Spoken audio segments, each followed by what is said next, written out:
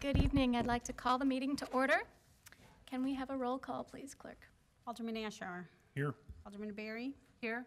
Alderman Bevere. Here. Alderman Davalos. Here. Alderman Krischel. Here. Alderman Widener. Here. Alderman Wilson. Here. Alderman Goodman. Here. Okay, will those who are able stand and join me for the Pledge of Allegiance?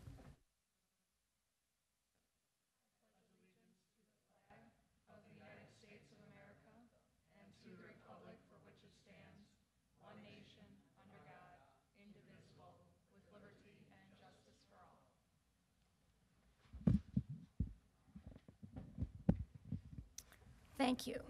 This is the time we set aside for citizens' comments. I only have one signed up, Dorothy Deer, who wants to talk now instead of when the item comes up on the agenda. So, Dorothy?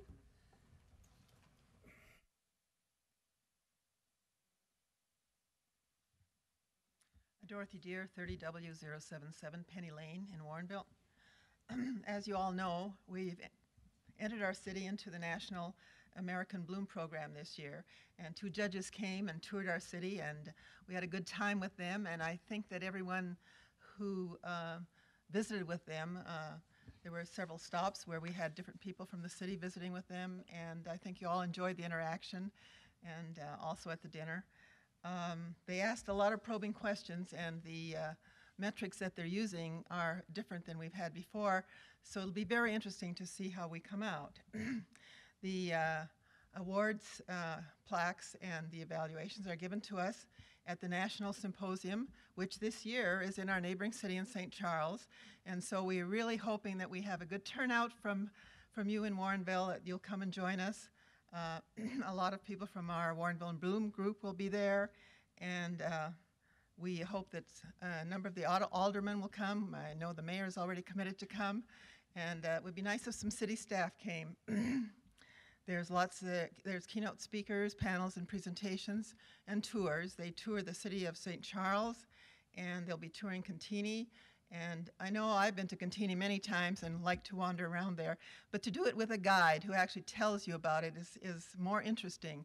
And I wouldn't be too surprised if our own Warrenville resident, Craig Krukenberg, wouldn't be one of the leaders, because he planned a lot of those new gardens that were opened last year. I know that some of the presentations focus on Chicago. This proximity to Chicago gives them an opportunity to use some of those people who put in some of those new gardens, Millennium Park and Lurie Gardens, and we may think that, you know, it's the big city and it's not going to apply to us, but we can take a lot of lessons from them and learn, and still we will hear from many cities of all different sizes, and there'll be a lot of pictures, and they will actually be showcasing, each city will have one segment, I don't know how to explain it, a few pictures from each city will be presented showing a significant thing from that city, and that will be done on Thursday evening. The event is really mainly Friday and Saturday, with presentations in the morning and tours in the afternoon. Thursday late afternoon is the mayor and elected officials have a special time together. So, but the banquet and the presentation of the plaque and evaluations is Saturday night. If some of you decide not to come to anything else but just want to come and see us get our award Saturday night, that would be fine. I'm delighted that you're discussing whether the city is going to pay for this, and I would certainly hope that you would pass that, and that it would probably entice a few more people to come. Let's see, is there anything else? No, I think. Oh, this brochure is the brochure that explains all about it. And as I understand it, there are some in Emily's office. Is that where you put them, John? I think there are a few. I have a few I can give Emily tomorrow, and she can, a few extras that I can give her. And what else? We have copies in the packet. Oh, okay. Oh, in the packet. Okay, wonderful. I should have thought of that. Okay. Thank you very much. Thank you. And as she said, we'll be talking about that later in the meeting. Next, we'll go to our officials and staff comments, starting with the mayor. Thank you, Madam Chairman. A few things tonight. One, the Mayor's Fitness Challenge ends in a week, July 29th. So you got one more week to get those minutes in. Pretty amazing how many minutes some folks have already accumulated. There's a minimum of 1,800 to get that cool t-shirt. So if you're close, finish it up. We got one more week and hopefully the weather will be nice.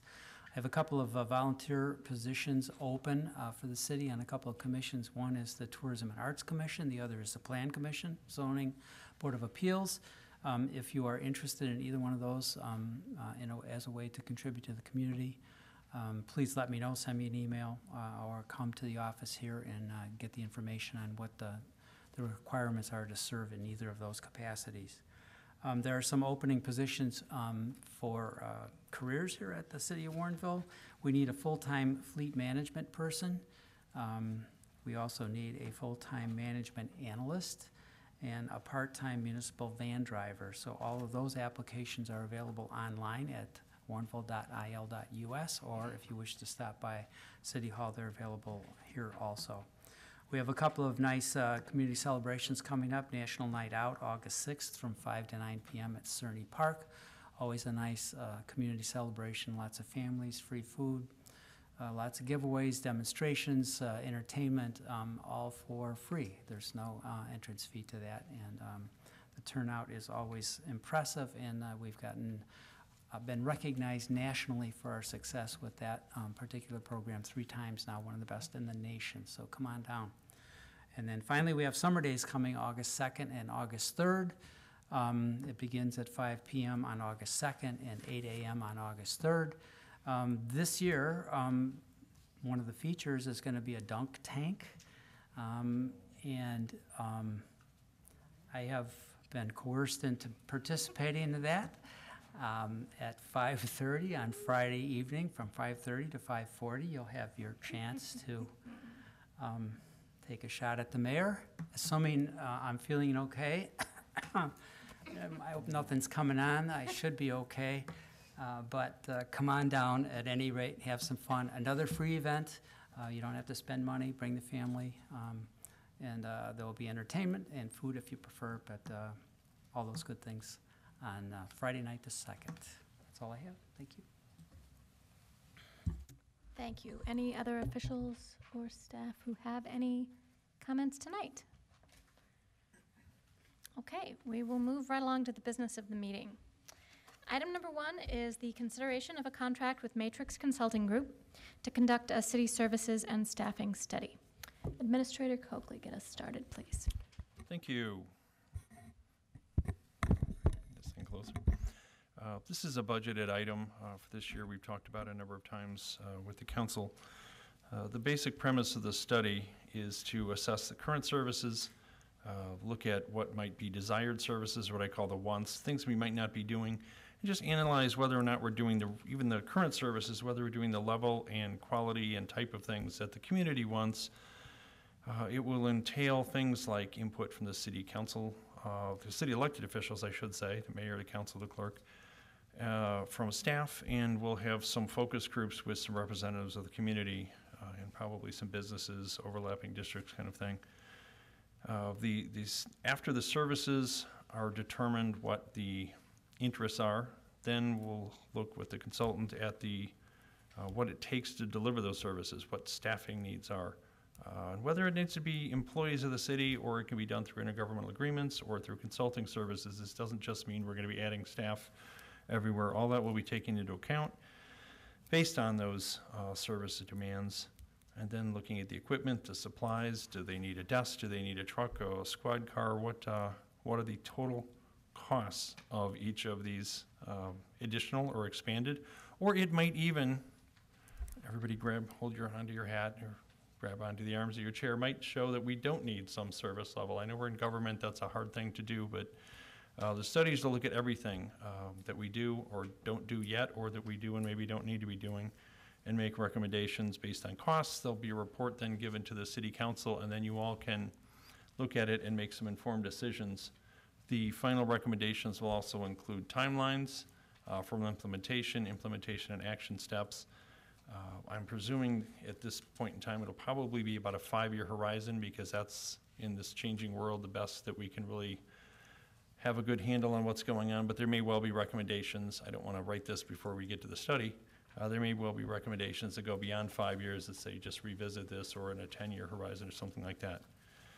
And just to note, also, after that study is completed, or around the time we're finalizing it, also included in this budget year is a facilities and space needs analysis for our current buildings. Because if there's going to be additional services potentially, or additional staff that would be added to the city, we may need to rearrange some of the buildings, remodel, in one case possibly even do an addition. So that would also become a factor then on timing and implementation long-term. But that would be a follow-on study that is not part of this study. There's separate money in the budget for that. I should have mentioned at the beginning, a representative from Matrix Consulting is in the audience in the back, Alan Wave. Alan Pennington came up from Edwardsville to be at the meeting tonight if you have questions. I told him if he's here, there probably won't be a lot, but if he's not here, there'll probably be a lot of questions the staff can't answer. He did assure me he has other business in the metro area, so he didn't come just for us, but he did come to this meeting tonight.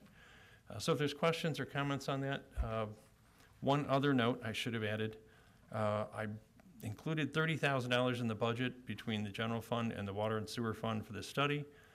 You can see in the summary, the proposals that came back ranged from right around $30,000 all the way up to $112,000 in working with Alan's firm, Matrix, and relooking at the entire scope of what we needed. They've submitted a price, I think it's $33,500. 400, thank you. So it's slightly above the $30,000 budgeted. There's certainly enough money in there, but it was our belief with the staff that in order to have the quality study that we would expect to get with the results, we needed to have it slightly higher for the budget. We certainly, the 5 firms had different levels of experience and all. We thought Matrix did the best job of proposing, or submitting a proposal based on what the request for proposals included and the intent of the study that, as we saw it, and they're certainly highly qualified. Their references check out. And so the recommendation is to, for the committee to recommend the council approve them. But if you have questions, I'd be happy to answer them, and Alan certainly would love to be put on the spot tonight too. Thank you. Thank you. Mr. Pennington, did you have anything you wanted to add to that presentation? I have nothing I need to add, but I'm here to answer any questions you like. Okay, the people who are watching on TV can't hear you unless you speak into the microphone. I don't have anything specifically to add. We're looking forward to the opportunity to work with you on this important project, but I am willing to answer any questions you have about our firm or the process. Okay, you're quite tall, so it might help if you lifted it. It just comes out of the slot. Gotcha. Okay. My question is, how much of this study is going to be just interviewing staff and officials, and how much is going to involve any public outreach to ask them what sort of services they want from their city? Great question. So an initial component will be staff and elected official interviews so that we understand the current services that you are providing and the service levels that you have in place. But our proposal does have 5 focus groups that we'll work with staff to do at different points in time to reach out to residents, business communities, other stakeholders that are important, and we can ask you for your input. The biggest challenge is always getting people to come to one of those meetings, so we're going to ask you to help us ensure we get the word out, letting people know about it through whatever means you have available to yourself. Okay, and that can be a little self-selecting if the people we suggest to you to talk to are people who already talked to us and might know something about the city. It's very hard to reach out to people who don't know much about what the city does to find out what services they might use if they were available. Right, so we've talked with staff about some potential approaches using any available newsletters, social media, maybe even an ad in some sort of a local paper. I know you don't have a specific one for your community, so we need to explore those opportunities because the group you're talking about that you probably want to hear from are the hardest group to get. I mean, if they're not engaged, it's hard to find them. So we need to, we could put flowers, yeah. We could put flowers out too, but we could put flyers out in different locations, utility bill stuffings if we have that opportunity, whatever way to get that word out. We keep the meetings relatively short, you know, hour and a half, so we're not asking for a huge commitment. But we're going to need to beat the bushes to get as many people involved in that as possible. Okay, so, I mean, hopefully pursuing some approaches that have worked in other communities where you're able to get buy-in. The flowers that we'll put out, that's the next item on the Okay, agenda. right. Warrenville and Bloom, no, okay. Dorothy doesn't even laugh at my jokes. Okay, so, I know. So, I guess my question is, does it make sense to just tell people, please, please come? Does it make any sense to try and incentivize them? We'll feed you pizza. I mean, what has worked for you elsewhere? You know, having some minor refreshments always helps. I don't know if it draws them in. I think they're going to come if they have an interest. I think the better thing is getting the word out that you truly are interested in their input, that this is a valuable effort. It's going to help you make policies for the coming years. I think that's where you get people. I mean, once they're there, yeah, it makes them more comfortable if they can have something to drink or snack on. But I don't think it's drawing them in. I think what they really want to know is this is a critical component. You're not just going through the motions by inviting them here, that their input is going to be valued, it's going to be considered as part of setting the future of your community. Okay. And can you tell us as elected officials what sort of input and time commitment from us is going to be helpful for you? Yeah, so initially we will schedule a one-on-one interview with you, you know, so an hour, whatever, you know, initially. From that point, we don't have a lot of huge commitments from you. You're welcome to provide input at any point. The biggest component of your time will be when we bring back the recommendations and an implementation plan to make the tough policy decisions. That's where your work comes. But on the front end, a personal interview so that we understand your concerns, your issues, things you want to make sure are addressed, and then assistance in helping us get the word out through whatever groups or other means you might have at your disposal that we wouldn't necessarily have access to. Okay. And can you speak at all about any concerns or apprehensions that staff might have about a project like this, which I know can come with some anxiety? Sure. So for organizations that don't routinely conduct reviews of this nature, and fortunately Warrenville has done several over the last few years, so it's not foreign to you. Typically there is some apprehension. Are they evaluating me? Are they here to cut jobs? And so what we typically do is have an outreach that can be an all-employee email or a memo that goes out to them before the project even starts, saying, here's what the consultants have been asked to look at, and here's what they've not been asked to look at. We don't evaluate individual performance. We're looking at it from a much broader scale. How many staff do you need? What types of positions? What type of equipment? What type of crew sizes? Those type of things. Who you put into those once you determine your service levels, that's your decision. Doesn't mean we wouldn't identify a new position type that's needed, or some missing skills or certifications that we feel would be beneficial in some existing positions. But we're not evaluating individuals' performance. So I think when you share that and we communicate that when they talk to us, whether it's in person, by phone, however they may interact with us, that's all confidential. They'll never see their name in a report of ours. You know, they share that information with us. We have to digest it, determine what we feel is accurate, the right issues, and then we analyze those and make the recommendations to you. So the more open and honest that staff are with us, the more we can help you, because we can identify the issues better, refine the recommendations, and really give you something that is implementable and actionable for your consideration. Okay. I like the fact that the report is going to be broken up into clear action items, implementation steps for us to do, hopefully over a roughly 5-year timescale, as Administrator Coakley was saying. Because I think that it's very easy to make a plan like this and put it on a shelf and let it get covered in dust. Right. And we want to move forward. If we're paying for your time, we want to have some value for our money and be able to have a usable I like to see them end implemented. product. So that's always good for me to come back in a future time period and see the change that has actually been implemented from that. So that's good for us also. Okay, and you're aware that we have a follow-on project planned for buildings and Correct.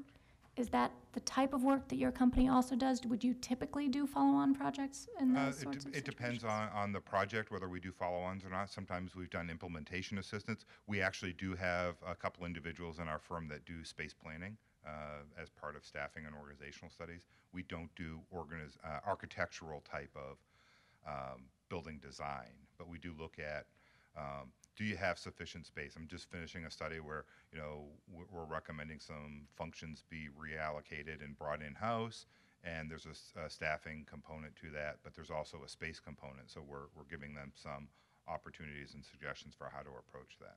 Okay, good to know, but that's mostly a discussion for Right. another day. Okay, anyone have other questions, comments? Alderman Davalos? Thank you. You answered most of my questions. I was also interested in the part about the 4 focus groups for the community. I just had a detailed question. Is that more along 4 different times or 4 different topics? 4 different times. So it'll be a Okay. general one, and we'll vary the dates and times of day to try to make them accessible to the most people. That's the real challenge is even for people who are interested, people have very busy lives. So sometimes nights are great, but sometimes a morning one is good, or a midday one, or right after work. So we'll have to work with staff to figure out a good location, but also to vary those dates and times to try to maximize accessibility. Yeah. And my only comment would be, as I've been part of this, part of these things is the part of the community that I always wish I would hear a little bit more is parents of young children. And that's because they're busy, exactly what you've been talking about. So, you know, I would just think maybe there might be ways as far as backpacks at school, Park District Library, that stuff should be, I think, higher up there, that you might have more of a chance of these folks freeing up some time to come, because I think we need that input a lot. We need all kinds of stakeholder input, but I tend to, as I look at these things, oftentimes that's the group that sometimes just, I got too much to do, so, anyway, Good to know. It gives us the opportunity to think about some options Yeah. to reach them. thank you. Thank you. Yeah, and my last thought on that point is that the schools and library also might be a great way to reach out in Spanish if we do any of our outreach in Spanish. They tend to be pretty good at that. Alderman Wilson? My only question is, it says timely and effective process. What kind of a time frame are we looking at for this study? So great question. So we originally had proposed a 14-week schedule, and in discussion with staff, they felt we might be a little aggressive for their capacity. You have some other major efforts going on, as you're going to talk about a little bit later, including the ERP implementation. So we've spread that out, I think, to about 20 weeks. But we're being careful not to go too far because we know it's important for you to get this concluded timely so that you can have the information to make decisions for future budgets. So we're looking at about a 20-week schedule. Okay, thank you. Alderman Widener?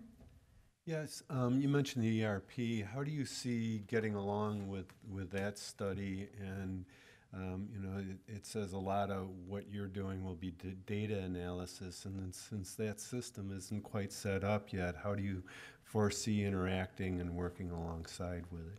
Well, you're right. So there may be data that we would ideally like to have that just won't be available because that system isn't there or you don't currently track it. So we'll have to look at alternative methods. The nice thing about coming in at where you're at in the current process with the ERP is you spent some time internally looking at processes and looking at how you want to set up that system. That background information will be useful for us also to evaluate not just what's in place now, but where you're going in the very near future and what impact that might have on staffing or the efficiency of processing certain items. So I think it's a good timing that we can use some of the work they've done to make sure as we're looking for the future that we're considering that you're in a state of flux right now and you're going to be changing one of your major tools, which is your ERP system. Any other questions or comments? Or any motions? Alderman Berry? I'd like to make a motion to recommend the City Council approve the professional services agreement with Matrix Consulting Services. Second. Motion by Alderman Berry, second by Alderman Davalos. Any further discussion? All those in favor? Aye. Opposed? Motion carries. All right, item number 2. The consideration of the city elected officials to attend the 2019 America in Bloom Symposium. Again, we'll go to Administrator Coakley. Thank you. Dorothy already showed my prop, but this is a brochure, and you have that copy in your packet. We downloaded. They have a great PDF on their website if you lose the brochure or you lose your packet or want to go look it up. This is a great event. And I was going to start out, if you haven't heard about it, you've probably been sleeping because Dorothy's brought it up and Emily's been bringing it up and reminding everybody the symposium is coming up in a couple of months in St. Charles. And they have advised me or reminded me that it happens in Illinois probably about every 10 years. So this is almost a once-in-a-lifetime or career opportunity. You might get one more shot at it sometime in the future, but it looks like a very nice event, and it does have not just things about flower displays. I'll speak from my own review of it here, not an expert in any way, but it has things about how they enhance communities and planning and design of communities and other things that are related to what we all do in our roles here at the city. So there is a lot of tie-in. Of course, we know the benefits of having all the floral displays in our community firsthand.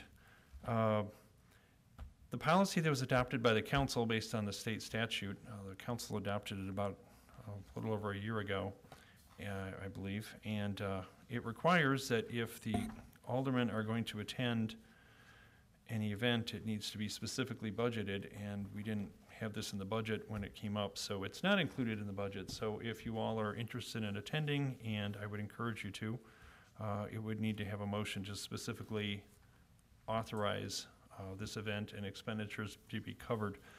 I just did a rough estimate on what the maximum exposure expenditure-wise, if every one of you, all the elected officials, including the treasurer, so all 11 elected officials went to the entire 3 days and charged the city back for the mileage, the 20 miles in each direction.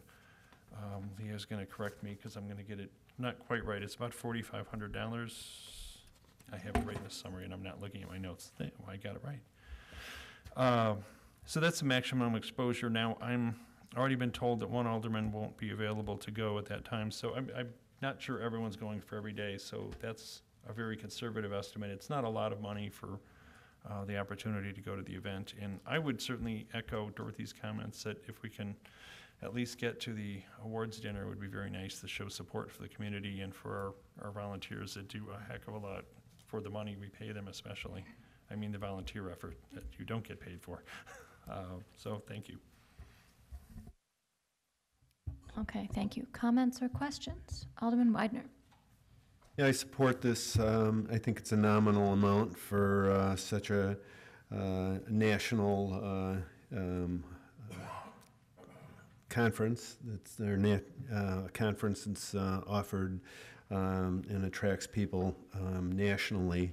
To have it so close by only makes sense for us and staff to be available to take advantage of the educational components along with the social activities that it offers. So I make a motion to recommend City Council approve expenditure of the registration for aldermen to attend the America in Bloom Symposium.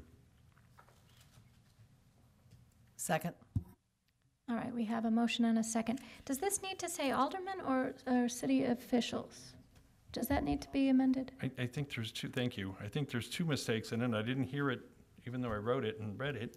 I didn't catch that until you just read it, Alderman. It really should say registration or expenses, which would include, I would think should include mileage. They include most of your meals and all that if you go to it. So to be registration and related expenses. And it should be elected officials, not just the alderman, because we certainly have talked about the mayor going. You probably want to have him get paid for it too, along with the clerk and the treasurer if they're interested. Thank you for that correction. Yes, we have a question from the clerk. Yes, I realize it'll be hard for all of you to go for the whole program, but so I thought I would point out that what I feel would be time well spent would be at 4 p.m. on Thursday, which is the mayor's and elected officials reception. I think you would learn a lot at that one. And then on Thursday night is the celebration of America in Bloom Communities. And at that time, you'll find out that what your community is doing and what our communities that are in our same population group. We have 3 other communities. We don't have to go up heads against Naperville or even St. Charles. That of course wouldn't be fair. So you'll learn a lot at that one. And then the other one that caught my eye is at 11 o'clock on Friday, hoping somebody from staff might go to that, and that's the medians that wow. If you've noticed our median on Butterfield Road, it's looking kind of sad lately, and it's a combination of weather and flowers that didn't survive the salt maybe, so that needs to be rethought. All the time and effort that's been put in on the renovation of Butterfield Road, we need to have that same wow in our median. And then, of course, Saturday night at 6:30 is the awards banquet, and that's when we will find out how many, is it blooms this year or stars? They've changed it, Dorothy. I can't remember, but it's a score, and so we will find that out.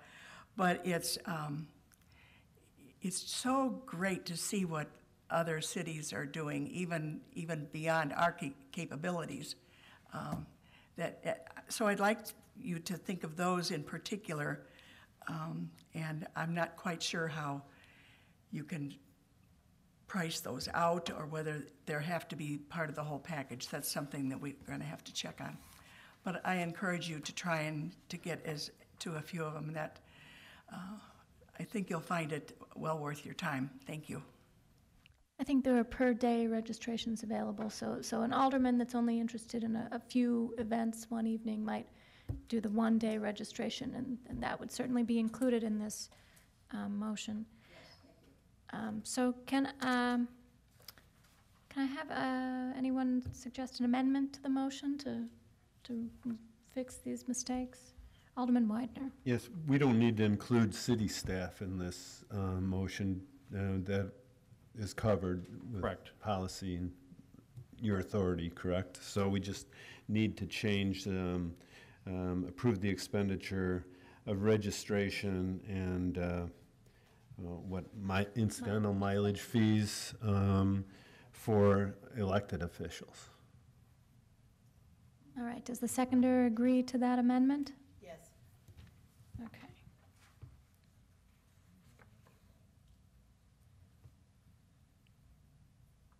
All right, so is there any further discussion or comments or questions on the amended motion? If not, all those in favor? Aye. Opposed? Motion carries. Thank you. Thanks, Dorothy. All right. Item number 3, the consideration of the lease agreement with the Warren Tavern Preservationists. Thank you. For your consideration is a land lease renewal with the Warren Tavern Preservationist. The Warren Tavern was relocated to what is now Leon Smith Heritage Park in 1995. The Warren Tavern Preservationist is a non-for-profit organization, and they take care of the maintenance of the building and the facility usage. During 2017, staff discovered that the original land lease had expired on October 31st, 2014, and since 2017, we've been working with the city attorney to get an updated lease. There was a delay in there was a delay in renewing the lease due to issues with the Illinois Department of Revenue, changes to the Heritage Park lot lines, and staff workload. All issues have now been addressed, and I can answer any questions if you have questions. All right, thank you, Deputy Clerk. Anyone have questions on the lease with the Tavern Preservationists?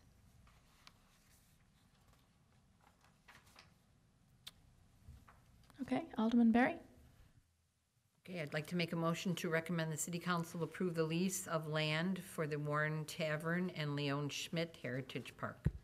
Second. Motion by Alderman Berry, second by Alderman Bevere. Any further discussion? All those in favor? Aye. Aye. Okay. Opposed? Motion carries. I'm glad that we've got that cleaned up. Okay. Item number 4, an informational update on the 4th of July fireworks enforcement activity. We'll go to Chief Toronto. Thank you, Chairman.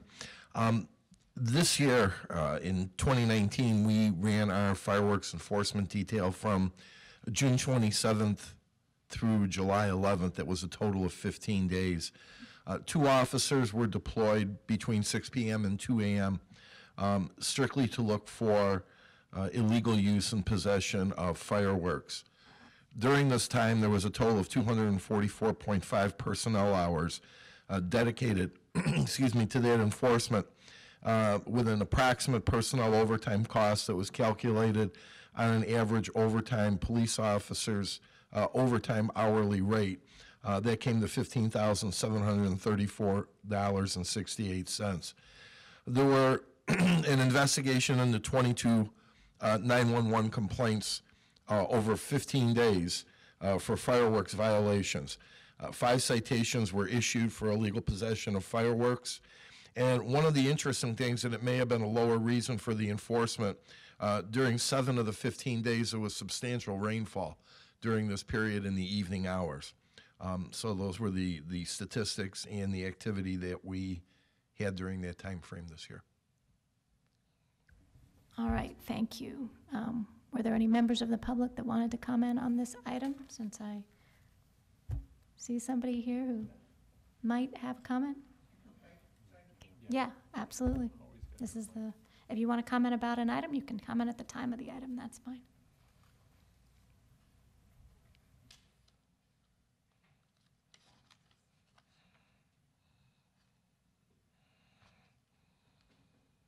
Thank you. My name is Debbie Leahy. I live in Summer Lakes. I want to thank the chief and the city again for their efforts. I have noticed a reduction in illegal firework use around the 4th of July. This year it was a little bit bad compared to last year, at least in my area of Summer Lakes. And I had a couple questions. Is it appropriate for me to, how this compares to last year in terms of staffing and? The staffing was about the same. We wrote, and don't hold my feet to the fire exactly on this, I think we wrote 15 citations last year, but last year was the first year that we had this type of enforcement activity. Do you feel that the signs and your other outreach efforts are having an impact? Yes. And I would just, bring up what I mentioned when I spoke at the city council meeting last week about consideration of increased fines. I mean, it would help offset some of the expenses associated with enforcement. But, I really appreciate everything everybody's doing on this issue. Yeah, I mean, you're absolutely right. This is not a cheap thing to do. And as the police chief emphasized, $15,000 in overtime costs. I think that does show that our police department is taking this issue very seriously, which I appreciate personally. Thank you. All right, any other comments or questions on this? Yes, clerk. I'm happy to report that the offender on the east side of town on Tinker is moving. I made several calls, and I understand how hard it is, especially at night, to see somebody probably in their backyard shooting off fireworks. That's probably the biggest problem that this squad has. There were a couple of nights when the east side of town sounded like World War III, but the major offender was somebody, person on Tinker. So I appreciate all the extra effort that's put into it, and hope next year's quieter and I won't have to make any more phone calls. Thank you. Thank you. Yes, Alderman Widener. Yeah, I just wanted to recognize the extra effort on the part of the police officers. I know this time of year, public service staff is extremely taxed with parades and extra enforcement and overtime duties and things like that. So to take on an extra project during this period of time further strains an already, stretched department. And I saw progress from one year to the next. I like the messages that are being delivered to people, and I think over time it'll get better. I don't think we'll ever completely eliminate it, and you told us that, Chief, that, you know, we're always going to probably hear reports of firecrackers, especially on 4th of July and so forth, so there's no way you can eliminate it totally. But, you know, based on where we were 3 years ago when we didn't have this operation going, it's been a tremendous success in my mind, and hats off to your officers and the people that are providing the coverage and the extra work with this project. Thank you. Thank you. Yes, thank you, Chief. All right, if there aren't any other comments, that's all for this item because it was an informational-only item. We'll move on to item number 5, consideration to purchase 2 police replacement vehicles through the state contract. Chief Turano. Thank you, Chairman. In the 2020 fiscal budget, the capital maintenance and replacement plan scheduled 2 police patrol vehicles for replacement. One of them is a 2012 Ford Expedition, which is originally slated to be replaced in 2016. We've been able to keep it the additional couple of years. The other is a 2015 Ford Explorer, which was originally slated in the CMRP to be replaced in 2019. However, we were able to keep it 1 more year. It should be noted that that particular car, and that'd be Squad 219, was intentionally damaged by a criminal offender on a incident where we responded to Assist West Chicago.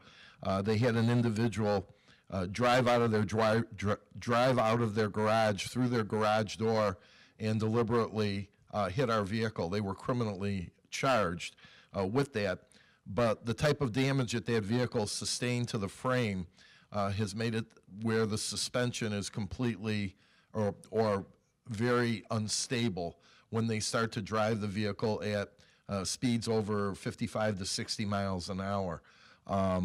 Based on that, even though it has 77,000 miles on it, which was fairly low, and the reason for the low miles was because it was down due to the repairs that were being done on it, we feel it's in the best interest of safety to replace this. We're able to get these 2 vehicles, which are 2019 Chevrolet Tahoe four-wheel drive pursuit rated, and don't let that pursuit rated type term give the idea that these are for high-speed driving. It's a police package vehicle, which means that they have heavy-duty suspensions, heavy-duty alternator and braking systems, and they're rated for police use, where that one car, car 219, the 2015 Ford Explorer, was strictly an off-the-floor civilian model that was used. Both of these vehicles would be purchased through the state of Illinois purchasing contract. There would be a total replacement cost of $73,660.96. Included in the backup agenda material, there is an informational packet. It shows a picture of the vehicle and then all of the particular specifications of those vehicles that we would look to purchase. And if you have any questions, I'll be happy to answer those for you. Any questions or comments? My question is about fuel mileage. I think your memo said it was a negligible difference. One mile per gallon different between what we have now, the Tahoes, and, or excuse me, between the Expeditions and the Tahoe. The Tahoe getting 1 mile per gallon less, but it's a slightly larger vehicle. Yeah, I mean, so much of fuel mileage has to do with the weather when you drive it and how it's driven. Our cars are driven a lot. All of the city vehicles, especially the police patrol vehicles, are driven a lot. Well, that and the idle time too. Yes. Will affect your fuel mileage, but the idle time, when you're on a traffic accident, it's necessary because if you're out in traffic, you have to have your emergency lights on. If you ran the lights without the engine being on with the alternator recharging the battery, you'd drain the whole battery system. So that's one of the reasons. Yeah.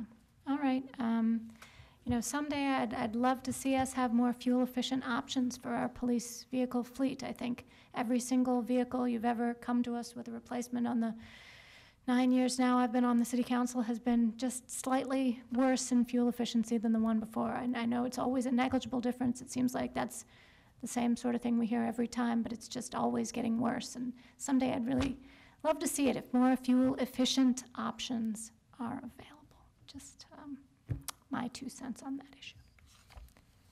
All right. Any comments or questions or motion?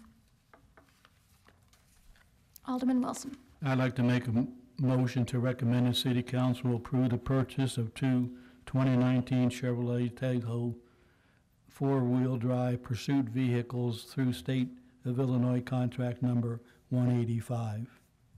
Second. Motion by Alderman Wilson, second by Alderman Davalos. Any further discussion? All those in favor? Aye. Opposed? Motion carries. Moving right along. Item number 6, consideration of an ordinance to amend Title 3, Chapter 20, Tobacco Products, and Title 4, Chapter 3, Section 5, Sale of Tobacco Products to Minors, Possession by Minors of the City Code. Chief Toronto. Thank you, Chairman. Effective July 1st, 2019, the state of Illinois made legal changes, statutory changes regarding the sale and possession of tobacco products so that our city ordinances would be in line to mirror the state statutory requirements. We asked our city attorney, Ms. Lenneman, to review this with us, and in doing so, the legal age in Illinois was changed from 18 to 21 years of age for possession of any tobacco product, which would include electronic cigarettes and vaping products, including what they call the juice, the vape juice that you use in these things. But in order to be compliant with the new law, the city attorney reviewed this and recommended some changes would be made. And some of those changes included that in Title 3, Chapter 20 of the City Code, tobacco products language changes illustrated through strikeouts and language inserts. And Chapter 20 has been included in your agenda backup material. You'll notice the strikeouts and the changes in the blue font ink. We've added things like alternative nicotine product, the term electronic cigarette, and then there were just certain other things there that tobacco products, it was any substance made from tobacco that's intended for human consumption, whether smoked, heated, chewed, absorbed, dissolved, inhaled, snorted, sniffed, or ingested by other means. So basically, this just brings everything of our code into line because we cite most of the offenses for the possession or use of the violation of tobacco products. We cite it on our local ordinance that it's handled through adjudication here. So we wanted to make sure that our city code, our city ordinances were accurate and correct. And with the advice of our city attorney, we've accomplished that with these changes. Thank you. And we're also repealing a title which was duplicative. That's correct. Yeah. Okay. Any comments or questions? Alderman Berry. We do have a location in town that actually is kind of a social place where people go to smoke, vape, whatever. And I know there's a lot of young people that go in there. Will that place be checked? When Yeah. the police go in and check for IDs and that type of thing? And Yeah. they do understand that it is 21? Yeah, that is correct. This was all sent out, this information was sent out to all tobacco retailers, that the change went into effect July 1st. That today, in order to sell the product, you have to be 16 to sell a tobacco product. But to possess it or use it, you have to be 21. Now, with this particular social club, private club, I don't know if this is something where it's a members-only type of a situation or if it's open to the public. If it's open to the public and they're a tobacco retailer, we would check them as we do, as we've cited people that sell tobacco products for sales to underage people. Yeah, because I'm not quite sure if it is it's a social place. I don't know if it's just, if it's a club, that type of thing where you have to have a membership. But I know that there's quite a few people young people that do go in there. So I guess we do need to check on that. And Well, if make you sure give me that the they do information, I'll be understand. happy to check on it. Sure, thank you. Sure. Thank you. Okay. No, not. All right, do we have a motion? Alderman Berry? I'd like to make a motion to recommend the City Council repeal Title 4, Chapter 3, Section 5, sale of tobacco products to minors, possession by minors, in its entirety, and amend City Code Title 3, Chapter 20, tobacco products, to include updated language. Second. Motion by Alderman Berry, second by Alderman Bevere. Any further discussion? All those in favor? Aye. Opposed? Motion carries. Moving on to item number 7, consideration of the workers' compensation claim handling policy. Assistant City Administrator White. Thank you. Over the last few months, the Safety Committee has been busy reviewing safety policies. This is the next one for your consideration and for the council's consideration. It's the Workers' Compensation Claims Handling and Reporting Policy.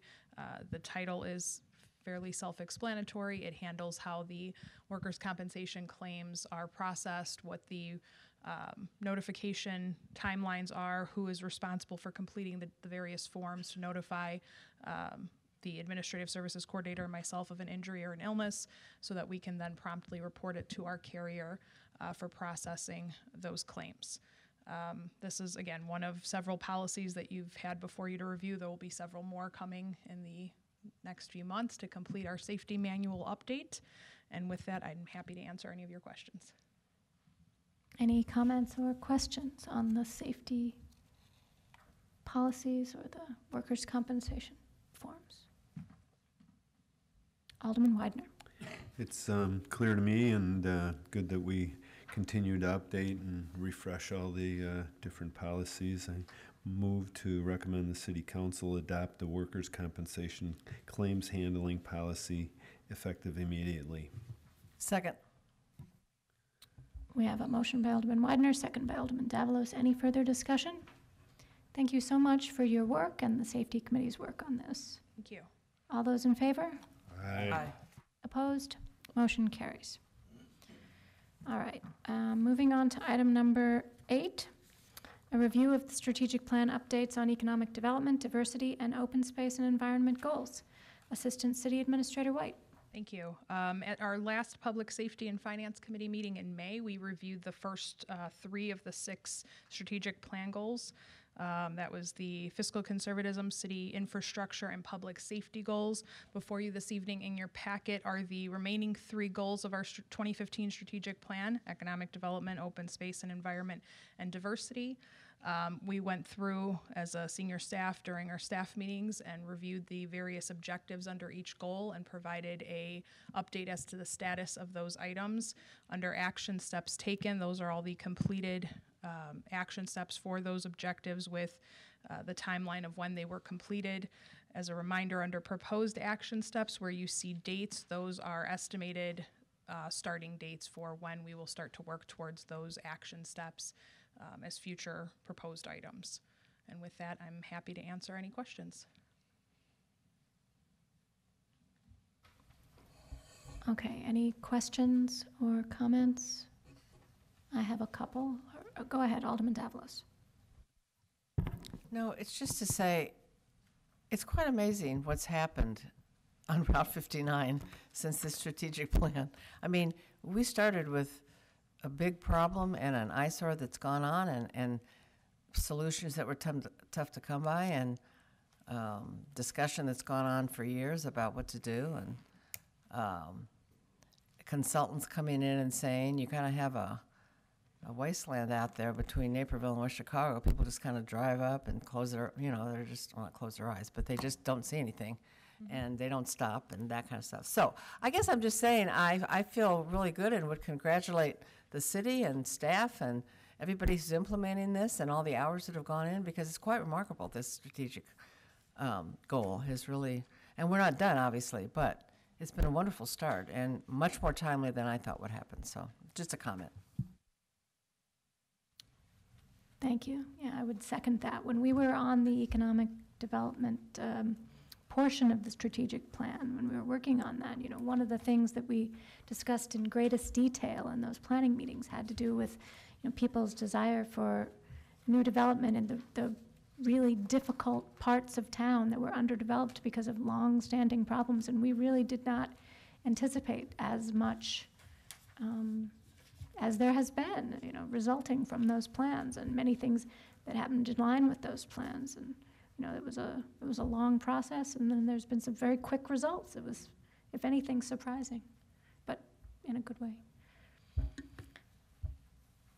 Okay, so I had a couple of questions about, let's start with the goal number 1, economic development.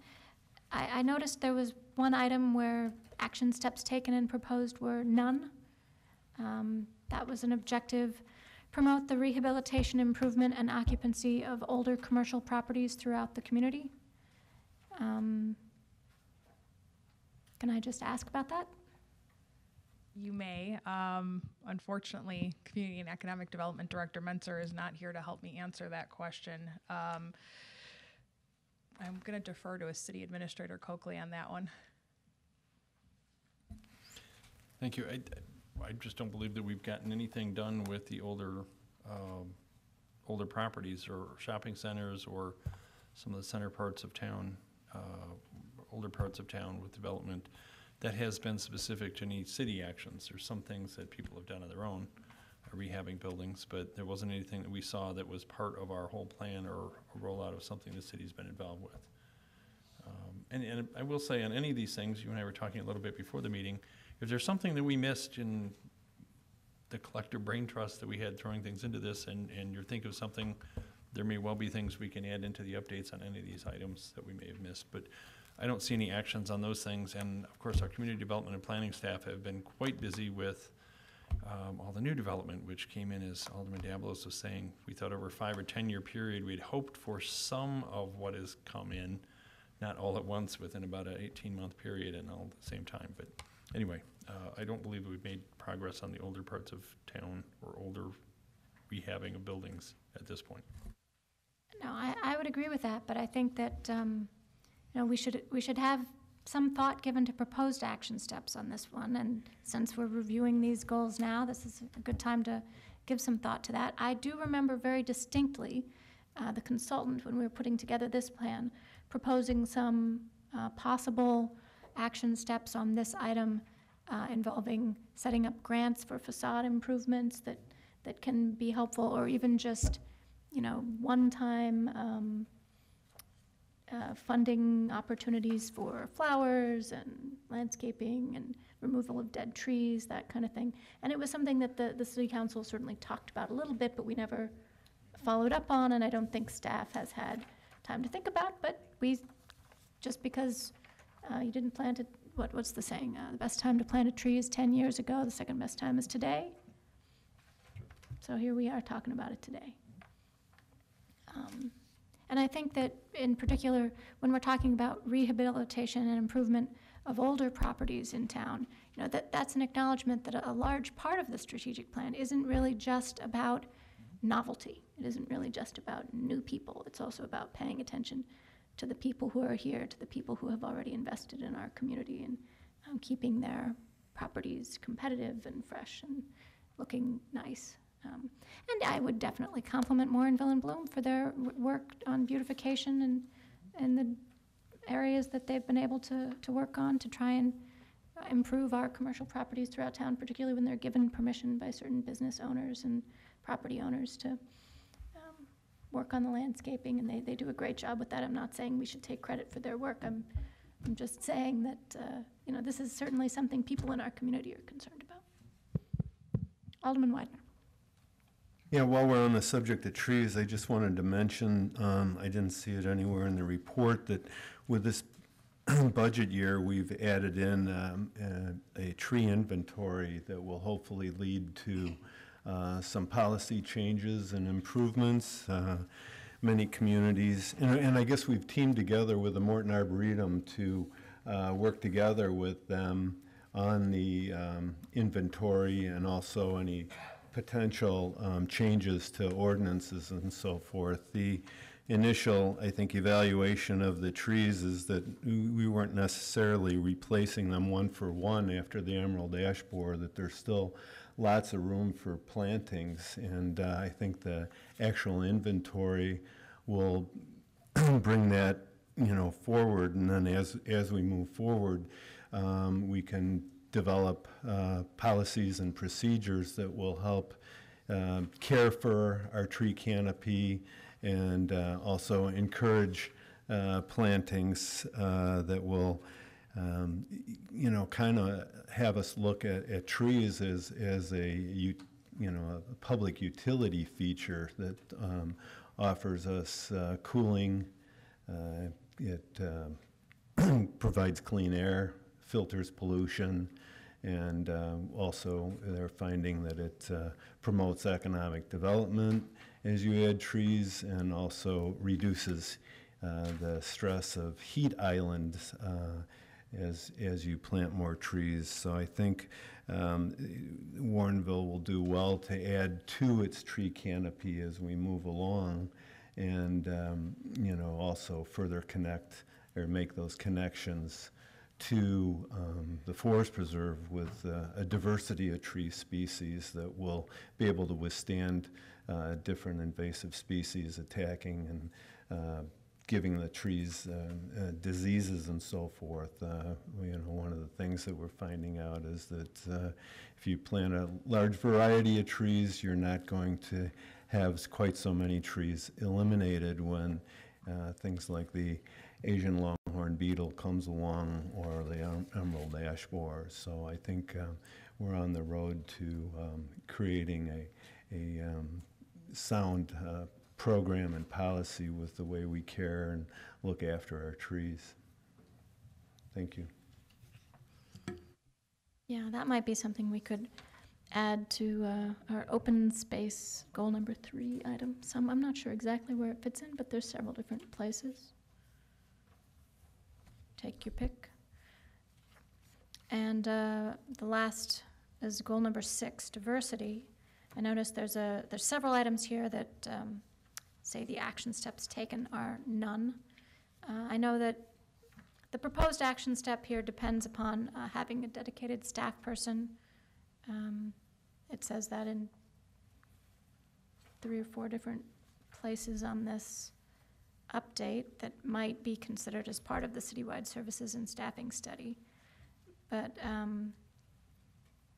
yeah, I mean, I guess partly I'm impressed at how much we have done, and partly I guess I just want to emphasize that the areas where we say we've done nothing are areas that we should keep in mind when looking at what we need to do next. And the last comment I'll make is that the last objective, involve Hispanic community in city celebrations and incorporate Hispanic cultural celebrations into the community.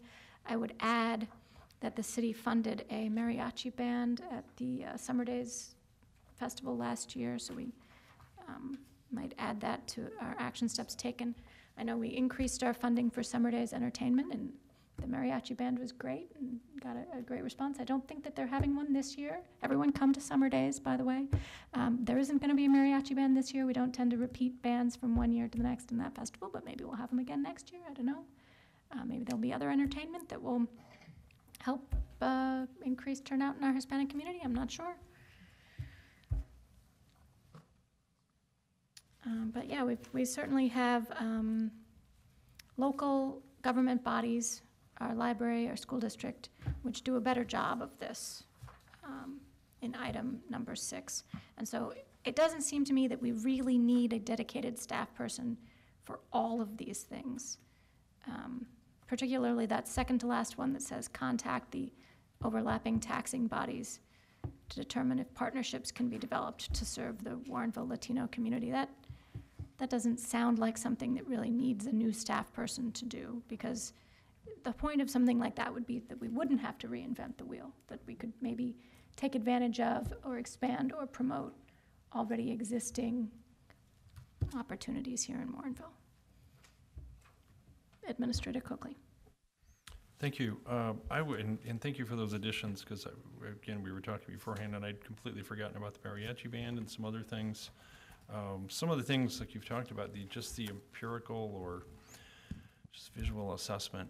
National Night Out has been a huge success in drawing out a lot of our Hispanic and Latino residents. That's wasn't the intended purpose of it, but it's been a great success in making sure. Sometimes it's just a matter of, I'm jumping around a little, with either recruitment for employees. We've had some steady progress.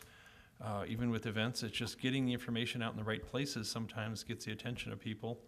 I need to make a comment on recruiting. When you have a fair and open process and you get that information out to the groups and people, everyone that is that you'd like to apply, and then we hire the best qualified people regardless, it shows results. We weren't going out just to find Spanish-speaking employees, but we do put that in the notice and we get it in the right places to attract those folks. And then we hired the best qualified people and we've had success. One of the other things though, and the reason I raised my hand wasn't about that, is the very first item on there. I would encourage everyone, when the occasion has come up, I've tried to do the same thing, but it doesn't always present itself.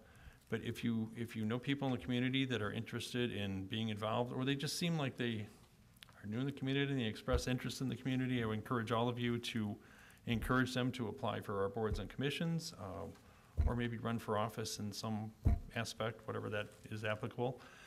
And if they happen to be in a minority group that we're trying to add to our diversity, all the better. Sometimes people need to be asked and encouraged.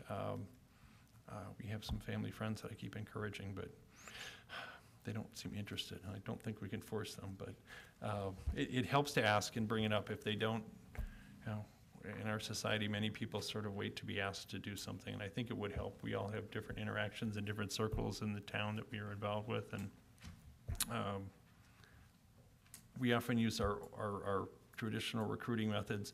Used to put a notice in the paper or just announce it at a meeting. Now we post it online because we don't have a paper, but if people aren't going there to look at those things, or I know our meetings are exciting, but probably everybody doesn't watch them,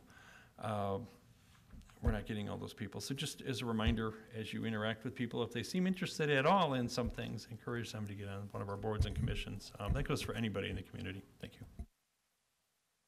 Yeah, it's always wonderful to have new people volunteering, people coming into Warrenville and taking an interest in growing our beautiful community, whatever their background is and wherever they're from. And I hope everybody who's listening knows that they're welcome.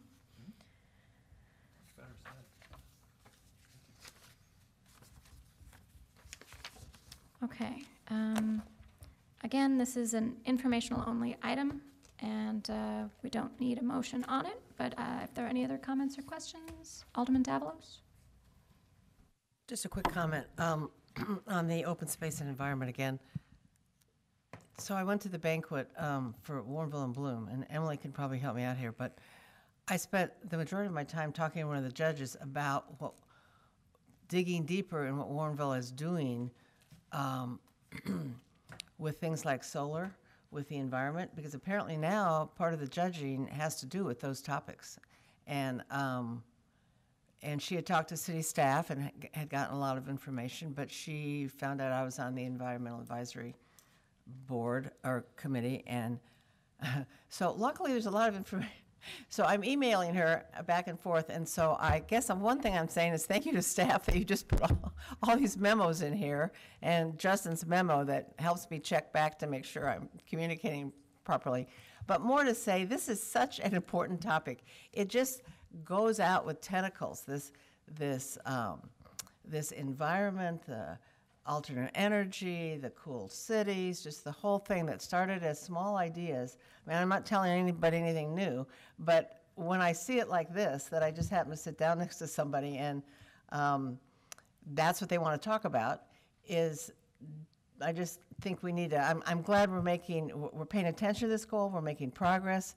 I think we're making a lot of progress if you look at Justin's memo, and I'm excited about the progress and the things we're trying.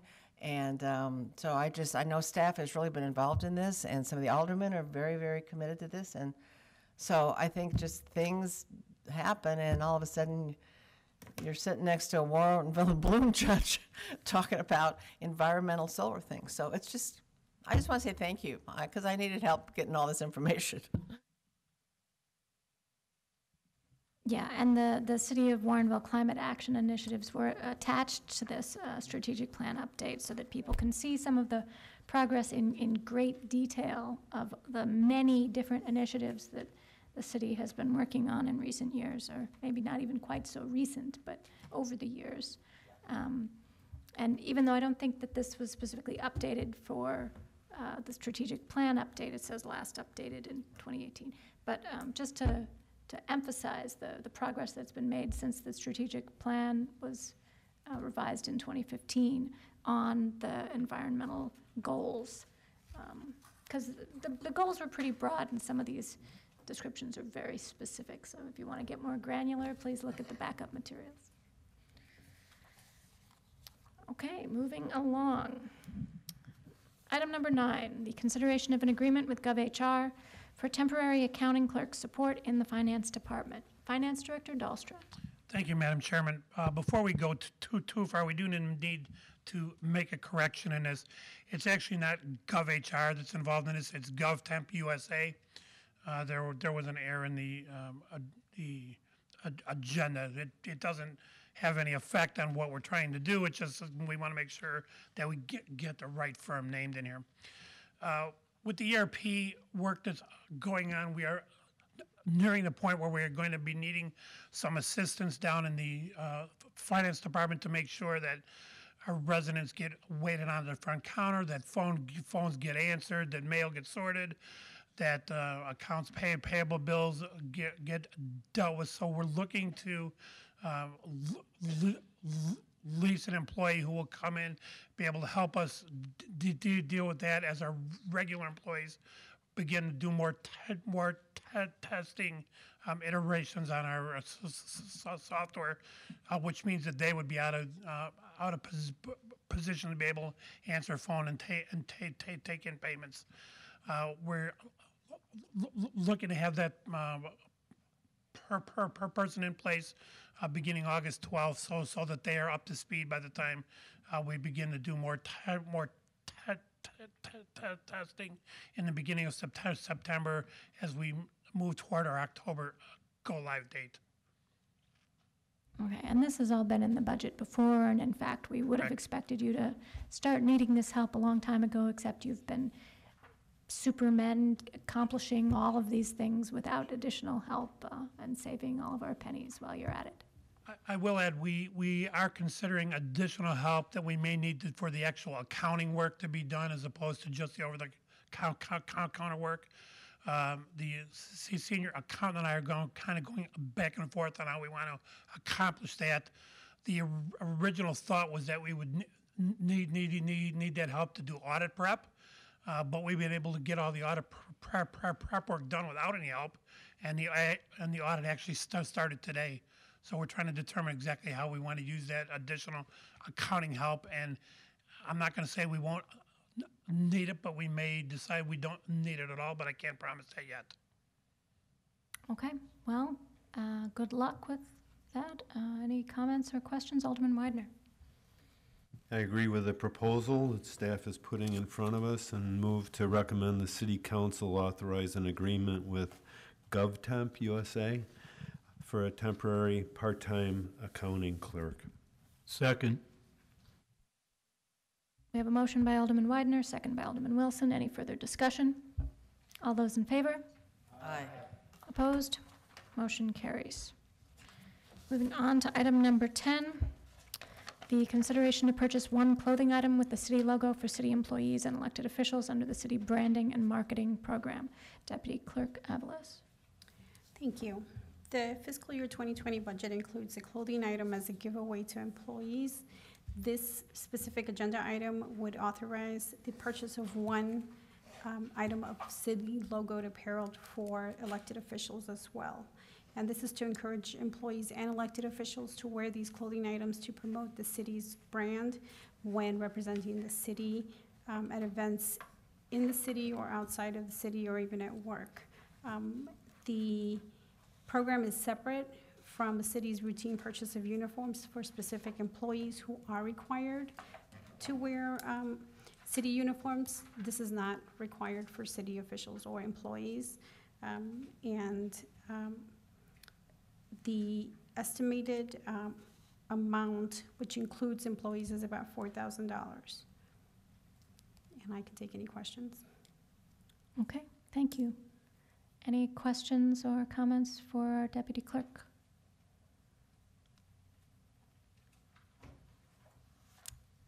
Any motions?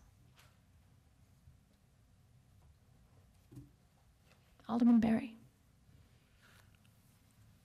I'd like to make a motion to recommend the city council approve the purchase of one clothing item with the city logo for each city employee and elected official. Second. Motion by Alderman Berry, second by Alderman Davalos. Any further discussion? I think this sounds nice. I get asked this question all the time. I think we should have our own Etsy page so people can order their own and we don't have to stock anything. I know in the past the problem was always inventory. So anyway. All right, we have a motion and a second, sorry. All those in favor? Website. Aye. Opposed? Motion carries. Moving on to item number 11, which is an informational-only update on the enterprise resource planning and implementation. Don't know if Director Dahlstrand had anything to say, or just there's a memo in the back. We don't really have anything to add beyond what's in your memo tonight.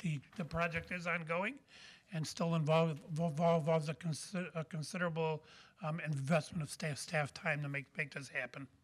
Okay, and no new delays, everything is currently on track. No, we are still working toward our October 4th go-live date. There, as the memo indicates, there have been a few bumps along the way, which I think a project this size, you would expect to have a few of those, and we're still working on getting to our go-live date. Thank you. Administrator Coakley. I guess two comments. One is our staff that's leading this and all the staff that's involved is doing a phenomenal job. They're still getting their daily jobs done that they had full-time work before we started this, and they're really knocking this whole project out, and I am so grateful that I'm not in those meetings. In addition to that. Secondly, I wanted to point out there's two things on the agenda tonight, and one is the irony of the go-live date is the same weekdays as the AIB symposium. So we are going to make a big effort to have some staff there as well, but it's going to be a really hectic week. We're rolling out new, I call it software. It's much more than that, an entire system. I know. You'll catch me up. They're laughing at me still. That's okay. It's an entirely new system. Good thing is we don't have to really unlearn the old system because for many of us we didn't have one. So, but it will be a lot of work. But we're going to try to do both. But just please keep that in mind. Thank you. Yes, and having to do with a new project manager all of a sudden, I don't know. I mean, maybe I'm just making it worse by even asking you guys about it. Yeah, in what I'll say is somewhat typical fashion of a project that goes on over, 12, 18 months. There are going to be staff transitions. It's happened in previous studies that we've had here at the city before. It will likely happen with future studies again. It's just kind of the nature of the beast, but it does create some bumps in the road when you've got somebody coming into the project in the last leg of it trying to get up to speed. So I will say the new project manager, we met him last week. He's been involved in several meetings since then, has 20 plus years, I believe, of project management experience, has experience with Dynamics and Microsoft products, seems to be catching up very quickly. They're having a lot of internal meetings to get him up to speed. So I am confident that it won't create any further delays with our go live. But, there is a learning curve. There always will be when you have new staff coming into a project. Okay, good luck. Director Dahlstrand. One of the things I will add to that is the new project manager also did work for Microsoft for a number of years. So we do have that in our advantage as well, because he's not trying to learn something brand new. Okay. Any comments or questions? This is informational only. Our last item, number 12, are the informational updates on administration, finance, and police department fiscal year 2020 work plans and decision packages. Those are in the backup. Now's your chance to ask questions. All right. Seeing none. Chief Toronto. Thank you, Chairman. Just two things I wanted to highlight that with the police department as far as our work plan is that we've rolled out and we are currently live with the merger of the DuPage County Sheriff's Office, the Felony Investigative Assistance Team, which was known as FIAT, and Major Crimes Task Force into DuPage Merit. So that is currently live and operational as of now. We have also hit our POP unit, which is fully staffed and functional, has been for the last couple of months. And we graduated Sergeant Matt Komar from Northwestern University School of Police Staff and Command. Now, it says ongoing, but we're completing one a year. We've got 2 more sergeants to go through it, and then everybody in our management team will have gone through there. So I just wanted to update you with that. Oh, that's great. Thank you. No, that's really good to hear, and give him our congratulations. All right. I know that the Deal Road construction starts next week. Is that right? All right. So just anybody who wants to try and avoid that, we'll be down to 1 lane in both directions for a little while. I don't want anybody to avoid it, just be tolerant, because we want you to go to Target still. Well, yeah, everybody who's And all the going there, places go out there, there. but Yes, everybody thank who's you. driving through, drive Thank through you. a different way. If they're not shopping, they can avoid it. Yes, Alderman White. I move to adjourn. Second. Motion and a second. All those in favor? We are adjourned. Thank you.